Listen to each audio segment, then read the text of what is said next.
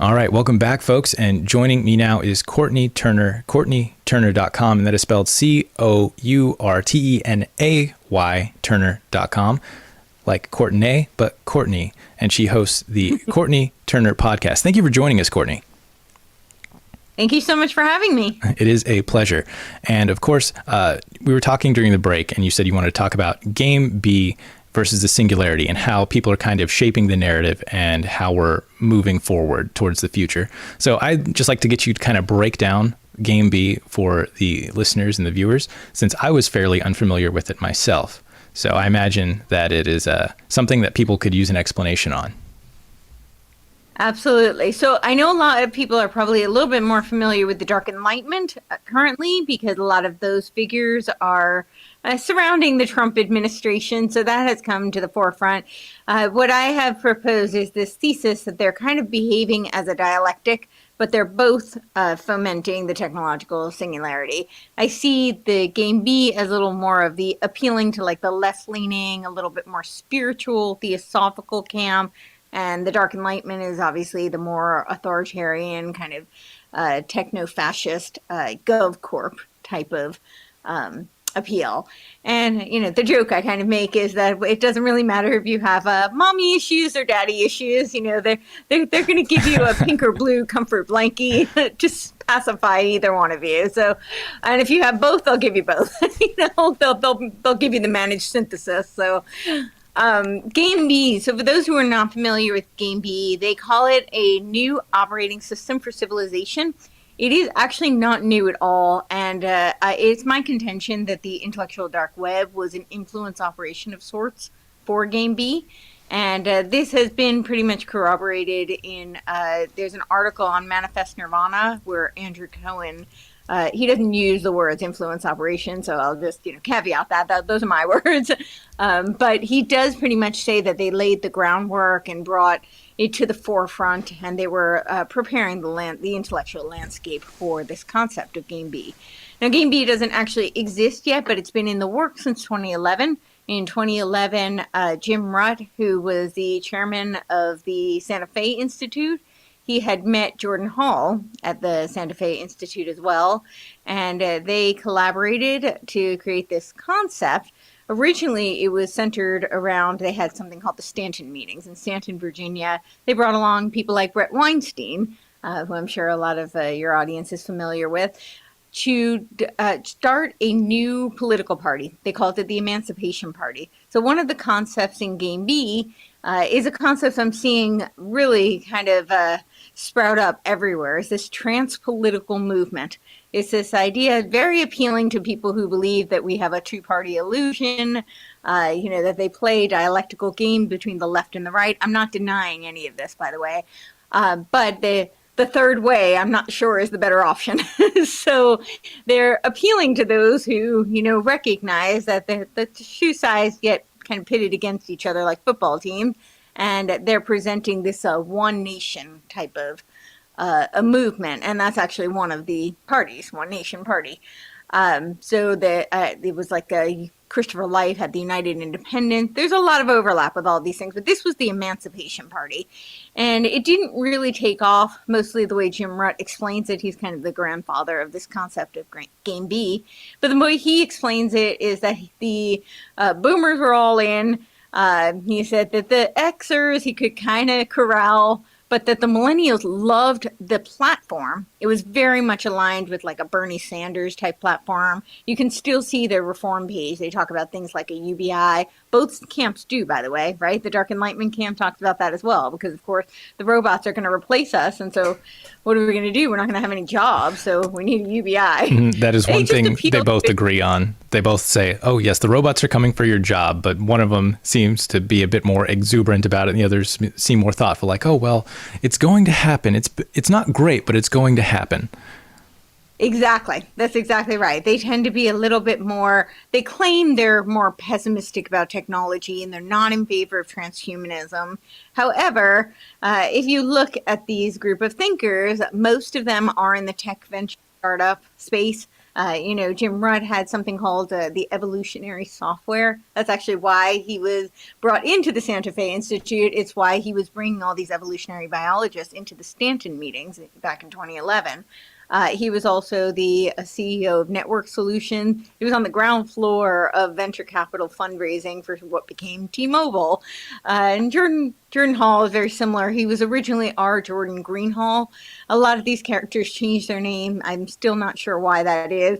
They rebrand, concepts, names, companies, all that seems to change with time. My favorite, I always joke, is that there was a no map technology, which I'm pretty sure Jordan Hall was involved with. He doesn't explicitly say that, but he talks about the concepts of holochains, and it sounds exactly like what NoMap was. But one of the originators of NoMap, which became S7 Foundation, changed her name from Andrea to Tan. I still haven't figured out why Tan, but it cracks me up every time. So probably just general obfuscation. They like to hide what they're doing, and it makes it harder to keep track of who these people are and what's going on. They can continue to work on different projects. Just general sneakiness, probably.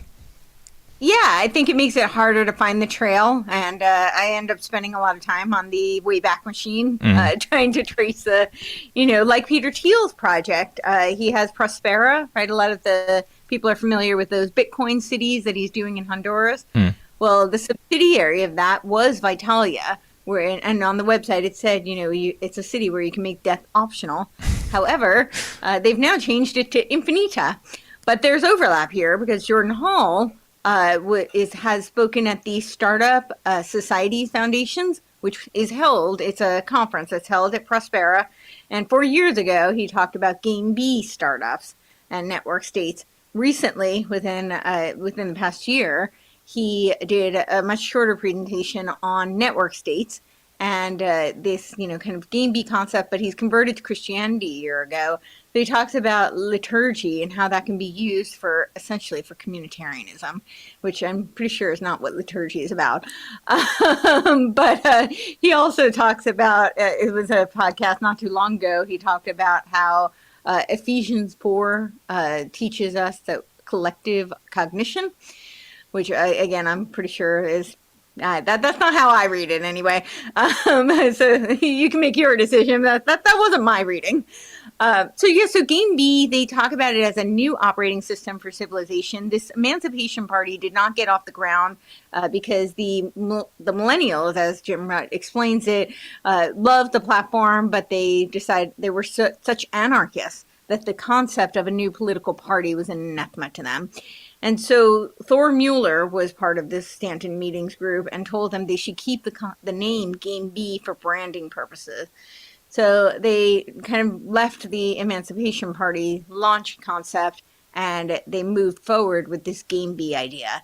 And Jim Rutt has written a manifesto, like a journey to Game B. He wrote it in 2018, but he keeps updating it.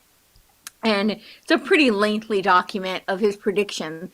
And it's pretty interesting because he says that 2045 is when these proto-Game Bs will come to fruition. And I think that's just an interesting time mark because what do we have in 2045? We've got the AI World Society, which is the UN Centennial Partnership with the Boston Global Forum, based on the book that Michael Dukakis, the former governor of Massachusetts, wrote, and it's called Remaking the World Towards an Age of Global Enlightenment. I do think that's a nod to the New Age movement. When you look at the website, the semiotics very much indicate so. And this is, of course, the vision for the centennial of the UN, where an artificial intelligence world society will take over. Sounds a little like the Singularity to me. Mm-hmm. What do we have Ray Kurzweil saying? The Singularity is nearer. When is it? It's 2045. Mm-hmm. So I thought it was a very interesting marker, timestamp that Jim Rutt is saying 2045 is when we're going to have these proto-Bs. So Game B, a lot of them are disciples of people like Barbara Marx Hubbard. Barbara Marx Hubbard was she visioned herself a futurist. She led this concept of conscious evolution. The foundation was funded by the Rockefellers. Some of her disciples have written a manifesto on cosmoerotic humanism. So this would be, yes, it's the first values and first principles on evolving perennialism, 42 propositions on cosmoerotic humanism, and it's a three. I know they said it was a synchronistic, synergistic experience. This is how Mark Gaffney describes it. He and Barbara had this vision all at once, and it was just this super sex moment. That's like the term that about. And Mark Gaffney has Eros Mystery School. They're very explicit. This is not about sex.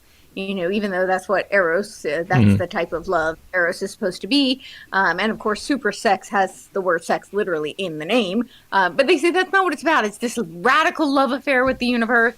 But Mark Gaffney is one of the authors of this Cosmoerotic Humanist manifesto. You can find it at theofficeofthefuture.com. It's pretty easy to predict the future when you plan it. That's so we see that over and over again, where they make themselves out to be prophets, despite the fact that they've just been working behind the scenes continually to bring about the things. Architects. Yeah, they're architects, not visionaries, or maybe visionary, but not prophets. Yeah. It's Mark Gaffney, who's working on his Eros Mystery School.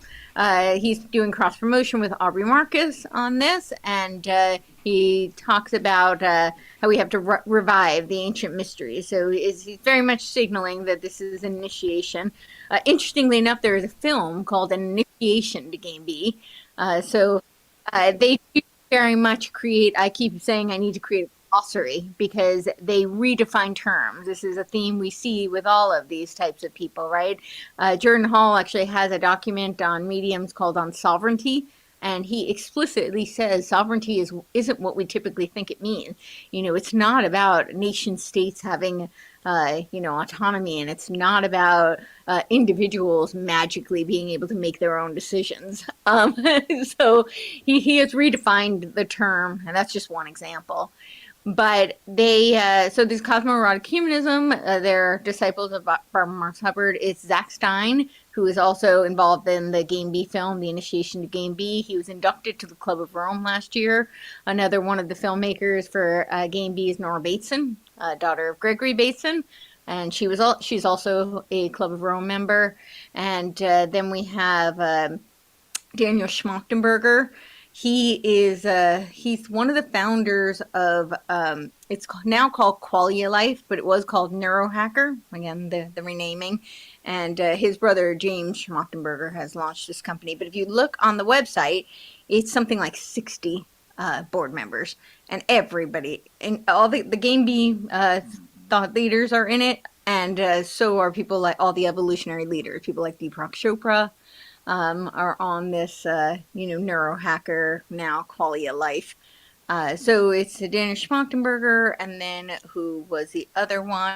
Oh, Kenneth Wilber, of course, Kenneth Wilber.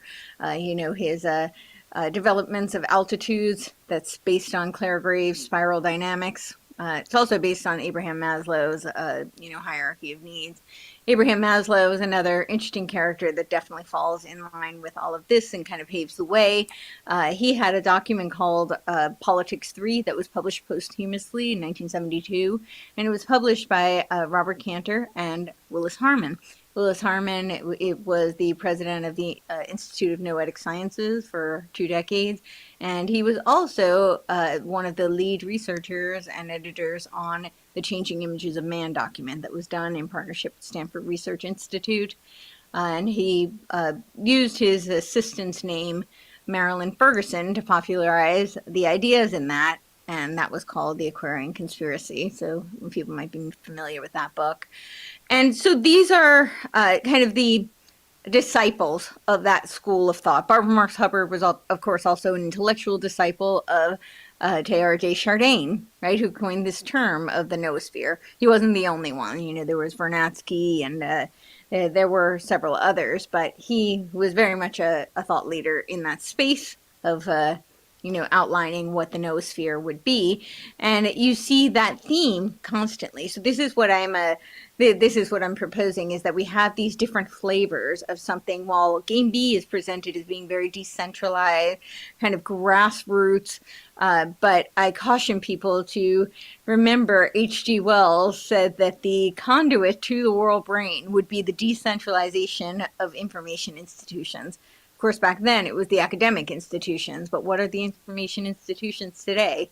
I would argue it's the internet, it's the technology. And in Balaji Srinivasan's book on the network state, he actually does say that. He says, he doesn't talk about H.G. Wells, but he talks about how it's all going to be decentralized. We'll have a dissolution of geographical nation states in favor of ideological network states, but then later they will be re-centralized. So he even says it in his book that is the purpose. But right now, they're very much appealing under the banner of libertarianism. I would argue that's what Peter Thiel's Prospera. So there's overlap between these two groups, right? Peter Thiel is usually thought of as being more of the Dark Enlightenment camp, but we're starting to see some convergence between the two. And I just really keep saying that to me, it looks like you get a buffet, like a buffet of poisonous ice cream. You can't see all the poisonous chemicals that are in there, but you might see your favorite flavor. So if you prefer chocolate, or you prefer strawberry or vanilla or whatever flavor, that they've got something there for you. But yeah. Yeah, you can pick your preferred salesman for this globalist insanity. They have many different faces that they love to market with. My producer, Lance, has been telling me about this past week, just recently, Google released a self-improving AI that was able to not just improve itself, but on an algorithm that has been used for decades. And so there's diminishing returns right now, but this is a sign of things to come. This sort of thing is coming down the pipeline, and it's going to be coming faster than people think it is. So it's also interesting to me that they're pointing at 2045, and they also have other agendas which are coming. They want to come to fruition in 2035, whether it's technological. And it seems that 10-year timeline would give them more than enough time to implement these horrific policies, bring them to fruition, and have people get fed up with the current status quo and be willing to welcome just about anything to get away from what we currently have with the way the globalists have managed things. And of course, they love to think in these long-term timelines. That's one of the areas that they excel in. They plan things out in terms of decades at minimum. They sit there with, in their clouded back rooms, and they, work together in these very incestuous sorts of groups where they all tie back into one another. So it is very interesting to me, as you said, that it is a 2045 where they're looking at the singularity happening. So I would be very surprised if it didn't even accelerate from there, in my opinion. Yeah, I think it will accelerate from there. I think they're really laying the groundwork right now, and they're laying it out in so many different ways to appeal to different people. So another modality is, of course, the financial system, right? And we're seeing a lot of that discussion currently, where people are cheering the fact that Trump has put his executive order against CBDCs, and I'm glad he did. But now he's talking about things like the stable coins, and you've got the Stable Act marching forward, under the Genius Act. And what we have is, I think it's much harder to sell some of this top-down kind of centralized, authoritative financial system, like a central bank digital currency. A lot of people in the West, and particularly the United States, I think a lot of people have kind of waken up to the potential tyranny that could arise as a result. And so there's, I think, too much pushback to roll that out. But they can do it under different banners. And of course, in the Dark Enlightenment variation, we have things like the GovCorp, right? A lot of people are very excited about things like Doge. And, I'm all in favor of efficiency. I'm all in favor of transparency, expose all the bloated apparatus and the bloated spending. That's all great. However, behind that is this concept of the Dark Enlightenment, which is rage, retire all government employees. What do they want to replace all those government employees with? They want to replace it with robotics and AI. And they're pretty explicit about this. This is not, maybe hidden in plain sight, but it's certainly not hidden. Yeah. And they have made that pretty clear. I'm hoping there's opportunities in that window before they're able to roll that out, and people should absolutely seize whatever opportunities arise. But I think they need to be aware that that's where they're headed. And I think a AI managed system could be way more tyrannical than any fascist or communist type of approach. Not that I'm in favor of any of them, Yes. but I do think the technocratic, regime that they're trying to roll out is very, very dystopian. But now they're trying to, for people who are not in favor of a GovCorp type of situation, which, by the way, I think also people don't necessarily recognize that, or if they do, I'd like to just highlight the fact that this GovCorp is privatizing everything. So I think a lot of people champion that because they think that that's going to be more freedom, and they have this notion of it being capitalistic in a free market sense. But it's much more GovCorp, not so much free market where the little guy can have a startup business. That's not what they're talking about here. People like Curtis Yarvin, who helmed this Dark Enlightenment movement, have even said America needs to get over their fear of the dictatorship because that is the best system. I might be paraphrasing, but that's basically what he said.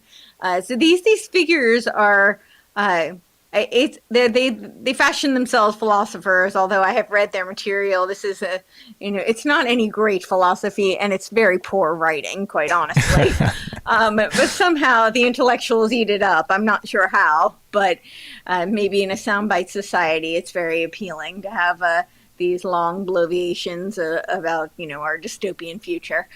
But in the more Game B, with the kind of libertarian type of umbrella, they're advertising tokenized. It's still a gamified tokenized economy, but now it's more under a banner of something like communitarianism.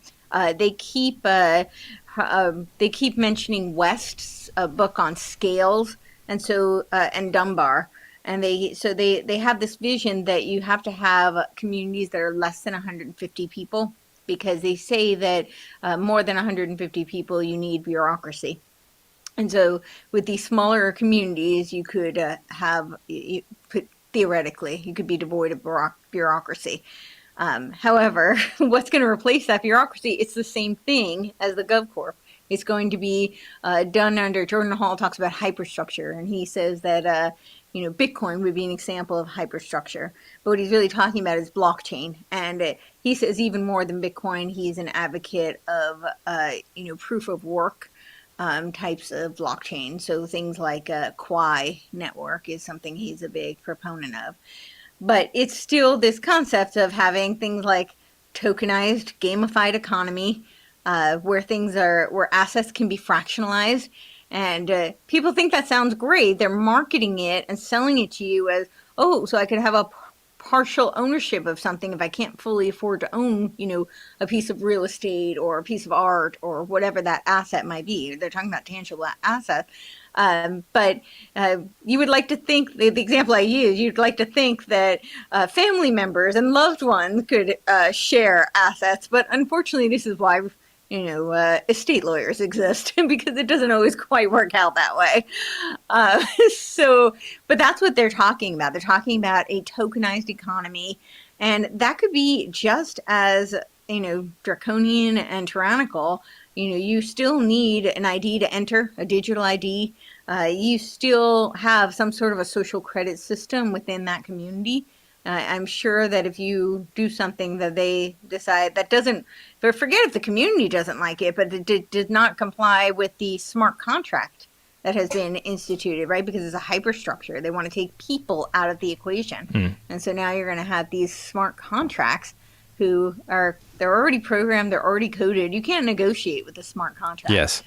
So I'm just trying to point out that they're really presenting things in these different flavors. And it's not to say that everybody involved is like a bad, evil, maniacal person trying to control the world. I think some of them are just utopianist. They have a very romanticized vision of the future, and they think they're smarter than everybody else. So, of course, they're the ones or in some cases, they're more spiritually evolved, right? Because they believe in the spiritual eugenics as well. I know no one has gotten it right yet, but we're going to be the ones that do it. We're more advanced. We've come a long way, which is continually what these people tell themselves every single time. But Yeah, what you were saying about getting people out of bureaucracy, while it does sound like a good idea, at least with people, there's a chance for mercy. You can potentially appeal to their humanity. When you get Right. a computer involved with it, there is no chance for that. It is simply numbers. It will look at what is said and done in the law, and it will just apply that ruthlessly. There will be no chance for it to have mercy upon you. That's right. Yeah, that's exactly right. And you also have to consider that any kind of an algorithm has been programmed. Who's doing the programming? It's only going to magnify whatever that person's worldview, biases, or intention was. And so even if they have the best of intentions, it may not align with yours. Yeah. So yeah. We see that So over and I over again, just how rapidly the AIs have been shoved full of biases from the people who are coding them, programmed to adhere to whatever the prominent worldview of the moment is. And just got a comment, another one from our producer. These stablecoins, as he's presenting them, is just CBDC under a different name. One that is a public-private partnership with his cronies. Yes, they are already positioning themselves to be the first ones to make a killing off of it if it goes through. They want to make sure that they always make their money first. Yeah, that's exactly right. So I am very concerned just because I feel like they keep finding new ways to appeal to, the resistance. So I'm just trying to sound the alarm so that people are not, it's not for me to, you may think that this is a utopia and that is for you to decide. That is not for me to decide. But you should be aware that they do believe in things like collective intelligence. And that is this. So, when you look at the game B, it's kind of, they're talking about a collective intelligence created through consensus. And I would argue kind of brainwashing. There's actually Jake Roos, when he's talking about the game B, initiation to game B film, they have these, they call it dialogos. So I think dialogue has drifted very far away from, what used to be the Socratic method, dialects. And now I think, especially since the Delphi method, it has come to mean consensus, consensus building. In game B, they call it sense making. And they're always having these various dialogues. But in this one, Jake Roos was talking about how he's working on a Disney project and he's going to have to Trojan horse game B through this project. So essentially, inculcate through the culture, aka socially engineer the masses, brainwash them, Yes. with this concept. So they're presenting it as bottom up, whereas the Dark Enlightenment people are presenting it as, more of an outright technocracy, in line with Elon Musk's grandfather, Josh Hadelman, was a leader of Technocracy Inc. in Canada from 1936 to 1943, and run by Howard Scott initially. So this concept that you build a technate, but it's still, both of them have this idea of kind of power blocks. So one is more of a grassroots bottom up that's being operated through network states in the cloud, and then the other through these power block regions, right? Technates that are very similar to the Glove of Rome's globalized adaptive regionalization map. It's also very similar to that. But again, it's all still going to be run through technology and the internet. And I'll just say one more thing. I think you want to say something, but the evolutionary leader, Bruce Lipton, who I believe he was on the Qualia site as well, but he talks about how we evolve. And he says we start off as these amoeba. He uses a spiral analogy, which is not a coincidence. This is spiral metaphysics versus like a plumb line metaphysics, right, where we have reality anchored. And I know a lot of people are probably familiar with the spiral analogy from Hegelian dialectics. I'm actually in the process of writing a book on Hegel's dialectic. It's called Hegel's Dialectic and Gnostic Jacob's Ladder and a Machinery of Control. And I have a little preview on my Substack for anybody who's interested in getting a sneak peek at what I've got so far. But he talks about it, and he uses the imagery of the spiral, and he talks about how we start as amoeba, and that amoeba are so intelligent because of their the membrane. That's where they get their the intelligence from. and then we, evolve into these multicellular organisms, and they're more intelligent because they have more membrane. And then he says humans are complex multicellular organisms, and we're so intelligent because we have so much surface area of membrane. And then he says we have this potential to co-create. Right? This is a term you hear from a lot of these conscious evolutionary figures like Barbara Marx Hubbard, this idea that we are going to co-create. It's a very Gnostic type of concept, but we're going to co-create. And he says that we'll either go extinct, or we can co-create and we'll evolve into a super organism of humanity, and that the membrane for that organism is going to be what? The internet. So again, we have this noosphere concept pointing us towards the technological singularity. Yes, just it's interesting the way they put that. The way they act as if technology is a democratizing force, whereas these types of technologies are incredibly expensive. AIs are enormously expensive to create and enormously expensive to run on a large scale. So it seems to me that it is inherently undemocratic, and that it gives these multi-billionaires that believe in this a huge leg up, and selling it as democratic seems slightly disingenuous to me, as if it's just kind of a sales pitch. It's like, oh, it's democratic. But realistically, how are you as an individual or a small group of, 100 or 125 people going to compete with someone like Elon Musk, who has multiple billions of dollars to, run these sorts of things and utilize them to their full potential? It seems even less democratic than than normal when it comes to how much money can influence this type of society.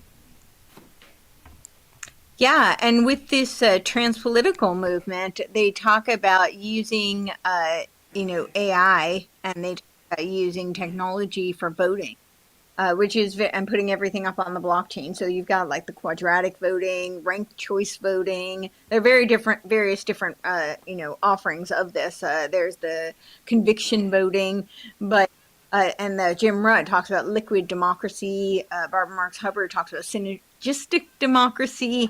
But all of this is couched in language that makes you think that it's a very direct democracy, which, by the way, I'm not in favor of anyway. That's why our founding fathers created a republic, not a democracy, because they knew that a democracy meant mob rule.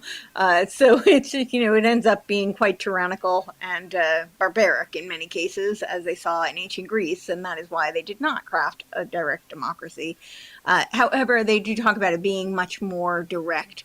But you're using AI and you're using technology. Which one do we think that there's going to be no kinds of corruption involved there? No manipulation? Well, what do we see with the voting systems now? Right, we've already had those kinds of challenges. But also, you're having AI. It's really AI replacing government. That's really what you're seeing, and they talk about this in the AI World Society. They say how all governments are going to be supplanted and replaced through AI. And so in this case, they're just talking about it in a more, again, grassroots, like you're going to opt into this system. But we already have this. We have in several states, they're doing these summits. And in my state, I believe it's this month. And it is on a digital governance. And there's already a ChatGPT Gov, which you have to be a government official to enter the portal. And they're doing these symposiums on digital governance and how we're going to use AI and digital, governance. So. Well, yeah, it just gets scarier and scarier as they move to integrate these things. And we've seen just the budget bill that they're working on passing would prevent states from regulating AI themselves. It would be completely up to the auspices of the federal government. They would be able to do whatever they wanted, and the state would have no say in it. One of our listeners was just pointing that out. We talked about that yesterday. But it's just, again, incredibly scary that they're continuing to centralize this stuff. And just what was it? The FDA is moving to utilize AI to approve drugs now, I believe. I believe we covered that last week. So it is just, they are moving at a very, very rapid pace towards this, push to incorporate AI into all aspects of the government. And as you're pointing out, they then want to phase out the human component, which on the surface, as we said, sounds good. because, less bureaucracy, Right. you think that's a good thing. We're spending less on people, we're spending less on salaries, but we are then completely at the mercy of these algorithms. Yes, exactly. And the algorithms are using cybernetic feedback loops, right? That's what they're busy data mining, and we see this in every sector possible, right? We see this with the education system. We see this with just consumerism. That's usually how it's marketed. That they're just getting information to understand your behavior, so they can give you the best ads that you want to see. Just So, the perfect widget for you. That's all it's about. Just making sure that you can fulfill your consumerist dreams. And right. we've Except that people. oh no, just got a comment again from the producer. Doge is minimizing government but maximizing governance, which is a good way to put it. They were reducing the number of people but maximizing their ability to parse the information that they skim from your life. Yeah, it's GovCorp, so they're really privatizing control. It's no longer in the government, which outside of the classified kind of black ops types of government operations, things are actually fairly transparent under the government, right? You can go and look up what they're doing. Theoretically, you should be able to address your grievances as well, and that's at least how it's structured. I'm not saying it's always how it functions, but it is how it's structured. A private company does not have to disclose anything. So if that's really what they're doing. They're taking it all out of the government and trying to put it into Silicon Valley, and where they will have the control, and into these mega corporations. So I think it's something for people to consider is what happened in 2020, where, if you went into your mom and pop shop, oftentimes if you didn't like some of the mandates, you could negotiate with the owner, right? They might be aligned with your views, they may not, but they would make a decision, and sometimes you would have some leeway there. But if you went into a big box store, they were subject to these incentives that were really being coming down the pike from things like the World Economic Forum, the UN, aligning with ESG and the 17 Sustainable Development Goals. And that's actually, we have these B Corps, which, Game B is very much a proponent of. There's already 6,000 B Corps, and some of them they're big companies that you'll be very familiar with, things like Ben & Jerry's or Patagonia. Ben & Jerry's famously said that they are not an ice cream company.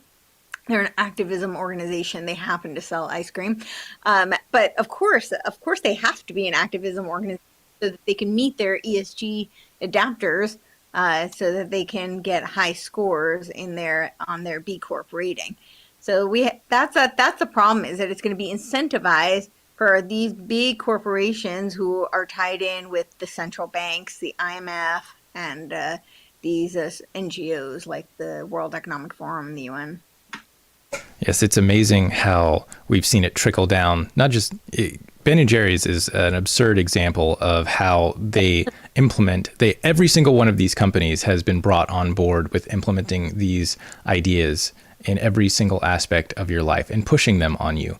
I mean, the gaming industry is a tremendous example of that. I know most of our audience probably doesn't play video games, but still, the gaming industry is overrun by people that are obsessed with pushing the current ideology and implementing them into games and putting that in front of a younger and younger audience to push that on them and to make it their model for the world. Because when you get it in front of a person at a young age, before they're able to critically think, it embeds itself in there. It bypasses critical thinking since they didn't have it at the time, and it makes it very, very hard to dislodge.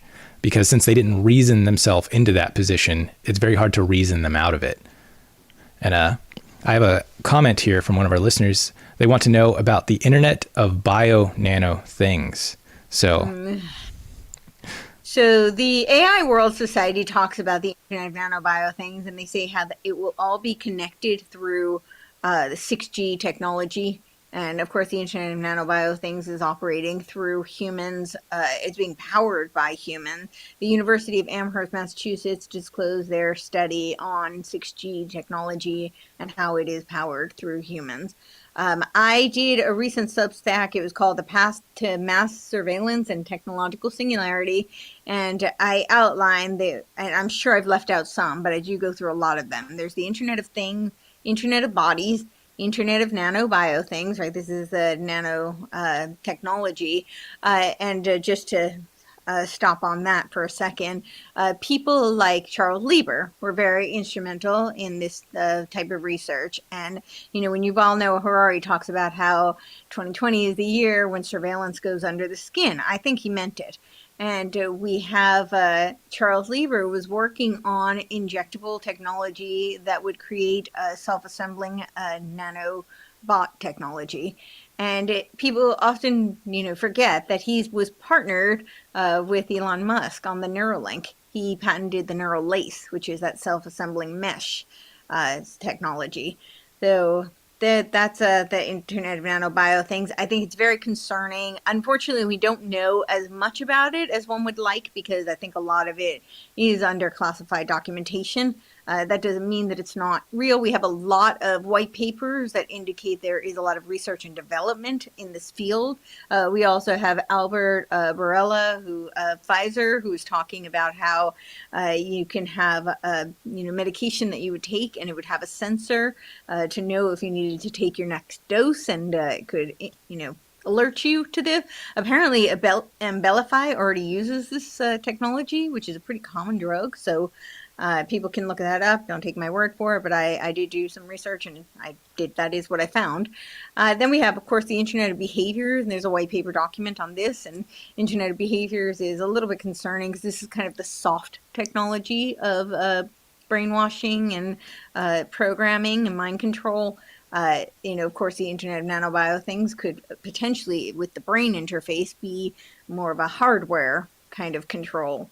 The Internet of Everything, this is where they connect a network connecting people, processes, data, and things to enable intelligent, I put that in air quotes, decision-making interaction. Because, you have to understand what intelligent decision-making means. It means like automated, AI-driven. Internet of Medical Things, and of course, this is, they were doing a lot of research on this in 2020 with the wireless body area networks in hospitals and whatnot. But this is, even more overtly, things like pacemakers. Typically, the patient is aware that there's an external interface, and it's usually couched as being for your own good. And in some cases, it is. In some cases, it really does help people, and it's great that they can be alerted if something were to go awry. In other cases, we have to wonder what if they can control, right? What did the Technocrat magazine of 1937? They said that Technocracy, the definition, is social engineering. They also said that the purpose of surveilling is to control. So we have to consider those cybernetic feedback loops and the role that they play. Then we also have the Internet of Industrial Things, which is industrial settings that are connecting machines and systems to optimize manufacturing operations. I think this will play a huge role in robotics. And we have the Internet of Smart Cities. Now, the Internet of Smart Cities very much ties to this concept, when I'm talking about the Dark Enlightenment versus Game B. We have a whole branch, and that's really what this article was about, we have all these different types of smart cities. Of course, the AI World Society talks about how we'll have these C40 cities, which are all under the guise of saving the planet because we have a climate crisis that we have to address, So this, of course, means we can't breathe because carbon dioxide is a menace to the society. Although anybody who took third grade science knows that it's literally the life molecule. But, I digress. And the Club of Rome actually admitted it was propaganda. I have this quote in my book. They admitted that it was propaganda because their Limits to Growth document, this is where they, say that humans are the enemy of humanity because, we were polluting the environment. In their Global Revolution document in 1992, they say that they had to get a common enemy for man to rally behind. And so, of course, they decided that who is the enemy of humanity? It's man himself, of course, because we are the polluter. They pretty much admitted that they lied so that they could get us on board with this agenda. So but the Internet of Smart Cities, the C40 cities, of course, the 15-minute cities. A lot of people are familiar with those. Those are couched in convenience. You'll have everything within 15 minutes, and you can walk to, and there's some merit to that. But of course, the part they leave out is all the technology that interconnects and makes everything interoperable. But then we have like freedom cities, which sound wonderful. Who doesn't want a freedom city? I want to live in Freedom City.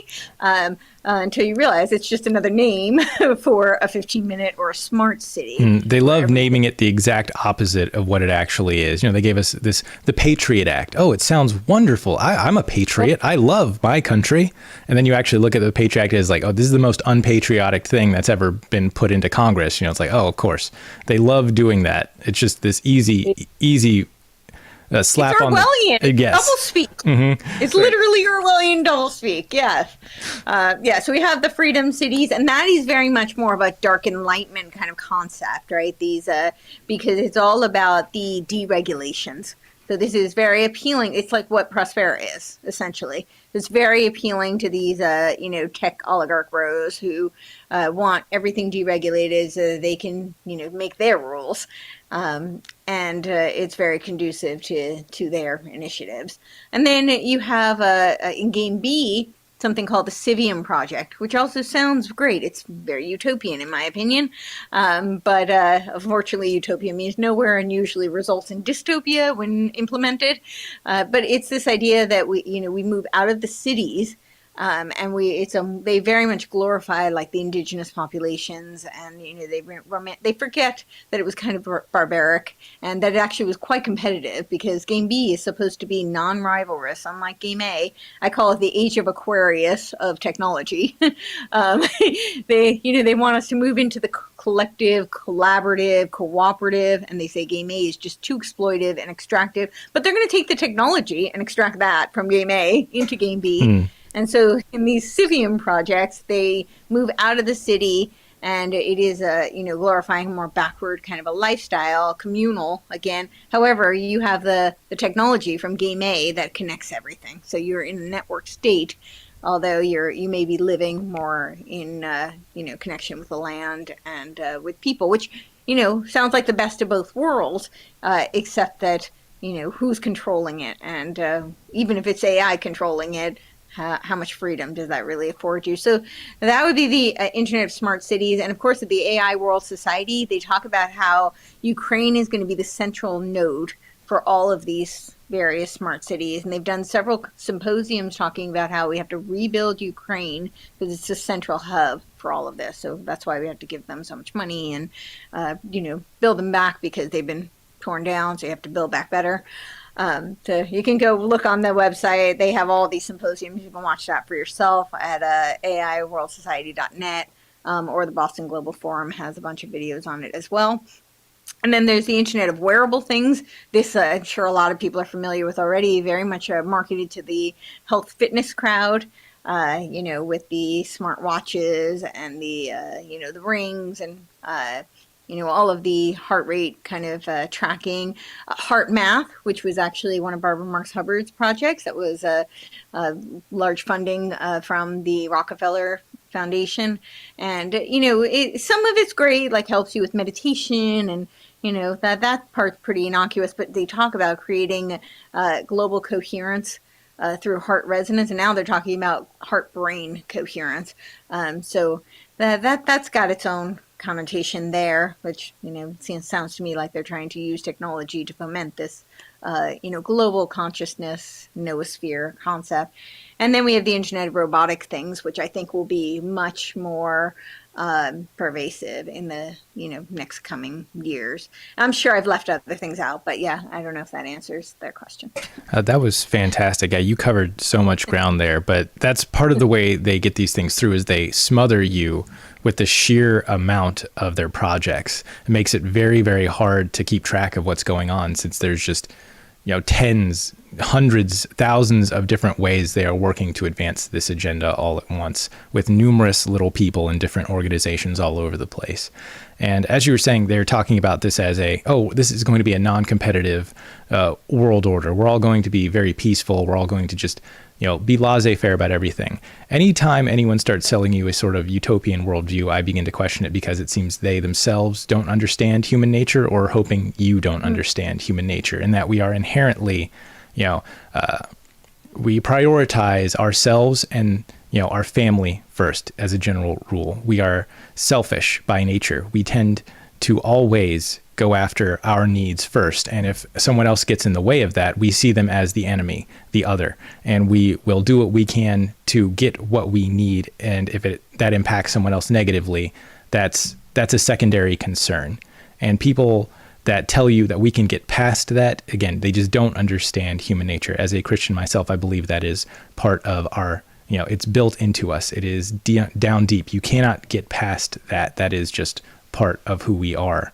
And all these survival. Yes, all original sin, all these utopian ideals look past that and pretend that it is just something we can, therapize away, or however you want to get rid of it. They imagine there's a way that we can make ourselves all just these good little Care Bears, and we're going to live in this utopia where we all routinely, everyone looks out for each other all the time, and they never have their own self-interest first, which just does not exist. It does not happen. And so any utopian ideology is inherently doomed to fail, in my opinion.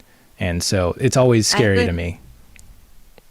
I couldn't agree more. And, if you think about the UN, their exoteric veneer is all about peacemaking, right? That's their, but if you really scratch beneath the surface as to why, there was a great video. It was posted about 10 years ago. It might be older than that, but it's still on YouTube, with Robert Mueller, who was the Secretary General for the UN for 4 decades.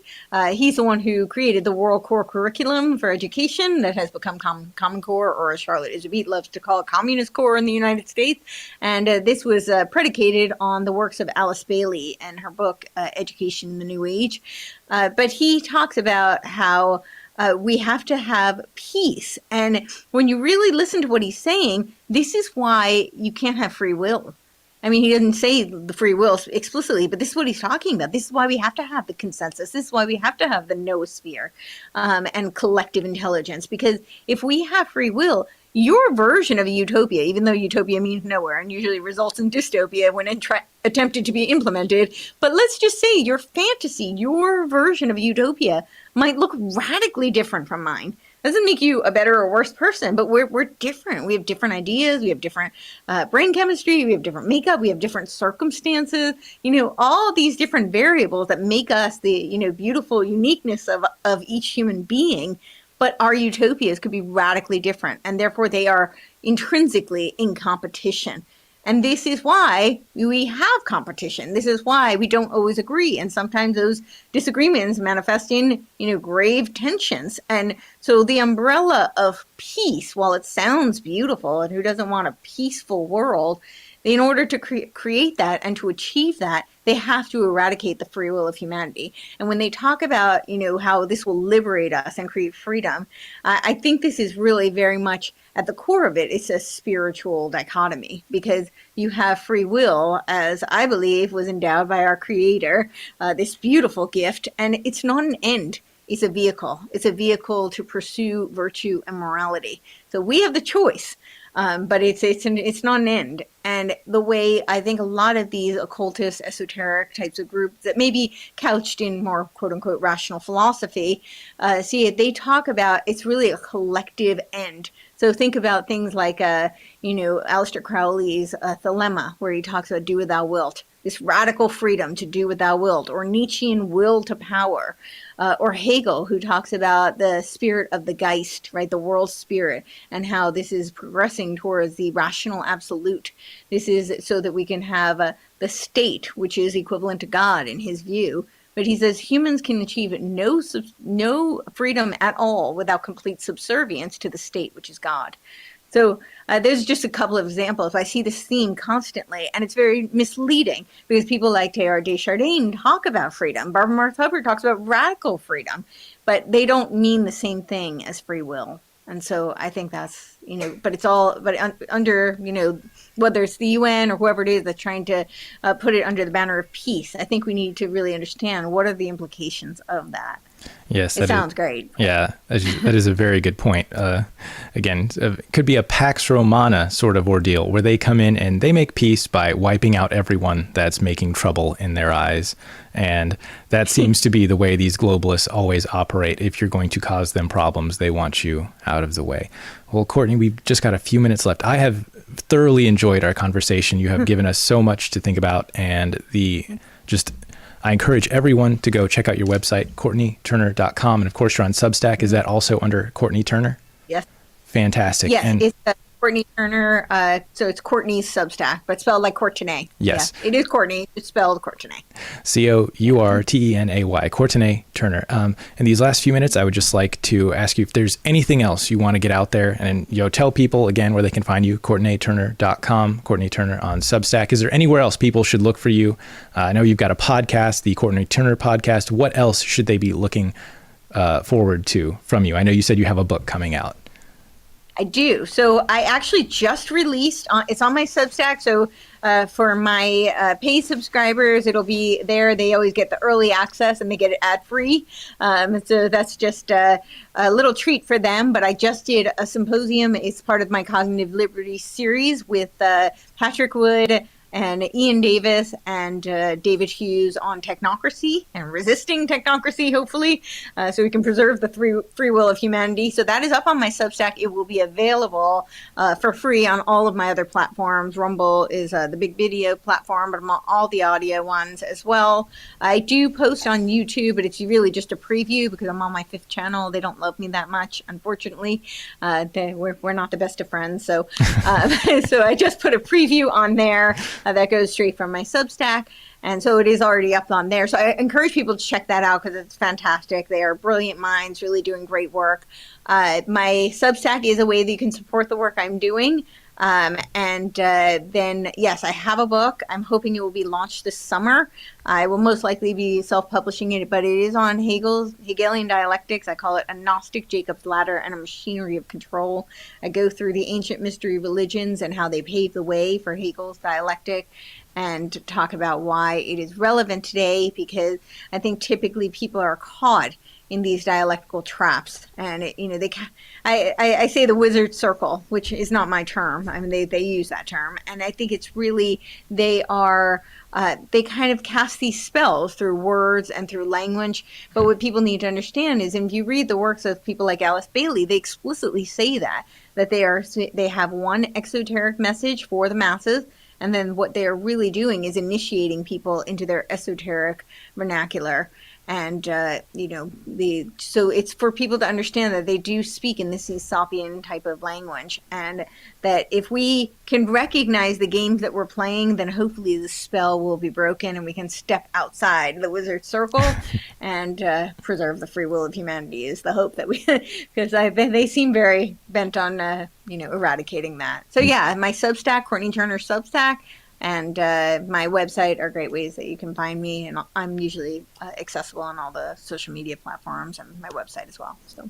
Awesome. Well, thank you so much, Courtenay. I really appreciate you talking with me today. And again, the information was fantastic. I thoroughly enjoyed getting the download from it. And so we are going to take a quick break, and we will be right back, folks.